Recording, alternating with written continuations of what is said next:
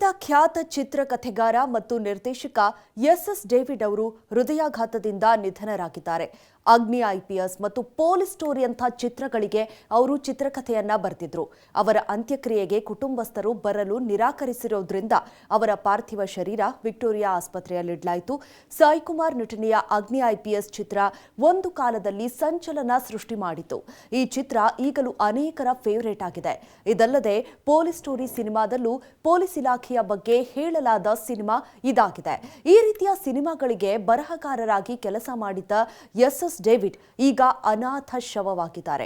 ಸಾವಿನ ಬಳಿಕ ಅವರನ್ನ ನೋಡಲು ಯಾರೂ ಇಲ್ಲವಾಗಿದ್ದಾರೆ. ಎಸ್ ಡೇವಿಡ್ ಅವರು ಚಿತ್ರಕಥೆ ಬರಹಗಾರನಾಗಿ ಮಾತ್ರವಲ್ಲದೆ ನಿರ್ದೇಶನದಲ್ಲೂ ಕೂಡ ಛಾಪು ಮೂಡಿಸಿದ್ದರು.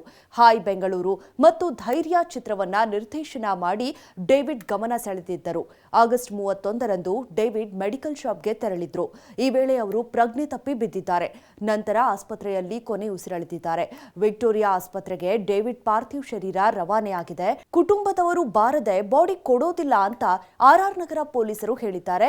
ಡೇವಿಡ್ ಅಕ್ಕ ಉಡುಪಿಯ ಕಾಪುವಿನಲ್ಲಿದ್ದಾರೆ. ಅವರು ತಮಗೆ ಬರೋಕೆ ಸಾಧ್ಯವಿಲ್ಲ ಅಂತ ಹೇಳಿದ್ದು ಇಲ್ಲಿಯೇ ಅಂತಿಮ ಸಂಸ್ಕಾರ ಮುಗಿಸಿ ಅಂತ ಸೂಚನೆ ಕೊಟ್ಟಿದ್ದಾರೆ ಎನ್ನಲಾಗಿದೆ.